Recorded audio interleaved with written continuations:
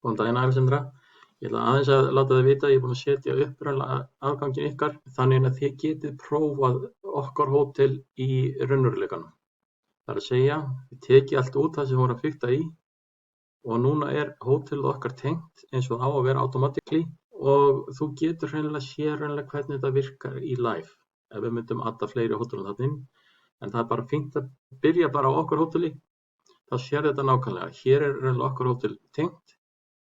Og ef þú ferðir í account þá er engin verkstjóri þarna yfir, þú getur bætt honum við og gefa honum eins og við skýrðum í vídeónum. Hérna er allar íbúðirnar settar upp eins og það eiga að vera og síðan er cleaning, þú auðvitað breytir þessum tímum ef þið finnst þær vera eitthvað út úr korti. Þannig ég setti svona upp eitthvað viðmið til þess að hafa eitthvað viðmið. Síðan ef þú ætlar að setja þetta hótel upp eins og við myndum setja öll önnur hótel upp ef að til kæmi, þá þarf að setja hér starfsmann á raunverulega okkar hótel, hvaða starfsmenn eru í okkar hótel og gefa þeim forgang og annað þvílíkt eins og voru búin að skýra. Þá er hægt að setja upp vaktir. Hérna er ekki með neinn starfsmann til staðar, þannig að það er allt rautt, þannig að það er allt í viðvörunar litum.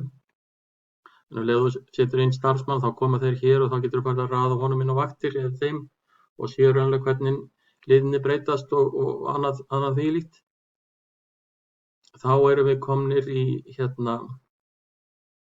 þetta getur náttúrulega kallað fram þennan cleaning list eins og við vorum búin að fara í gegnum og séð hvernig hann mun líta út á hvaða degi sem er. Síðan getur þú farið þetta overview.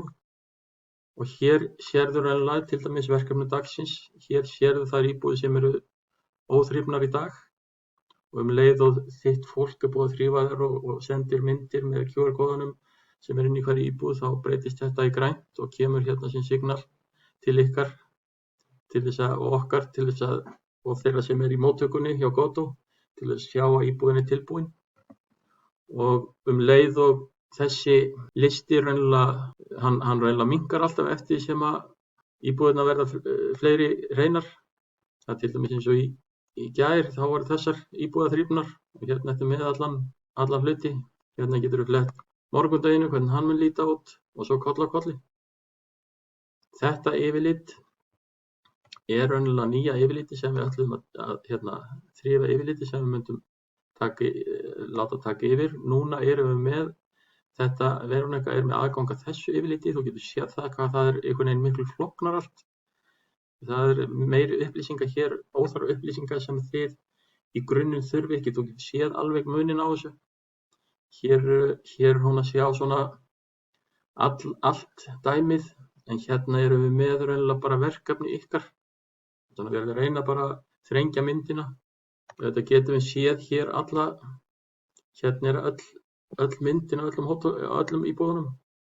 En í grunninn er þetta ástæðulaus mynd til þess að vinna með vegna þess að við erum að fókusera á verkefnin ykkar. Það er hugmyndin, þess vegna erum við með þessa möguleika að geta bara kalla fram það sem er skítugt og hérna er svo auðvelt að hlaupa yfir hvernig raunlega staðan er á hverjum degi fyrir sig. Auðvitað er hægt að sjá þetta mjög vel í kalendinum þegar þið farið að raða inn á vaktir. En hérna er þetta svona meira í daglegri stjórn og hérna er raunlega dashboardið fyrir stjórnstöðuna, það er að segja verkstjórna sem eru kannski ekki alltaf á staðnum. Hérna geta þær haft fullkomið yfirlit yfir verkefni dagsins, hver er staðan í dag. Staðan akkurat núna þessa mínútuna er þessar íbúðir eru óhreinar og leið og þessi íbúðir er búið að hreinsa hana, þá breytist hún og svo koll á kolli. Þetta er svona eitthvað til þess að byrja á og ég meina átta sig kannski betur á hvernig þetta virkar í raunveruleikanum. Verðum í sambandi.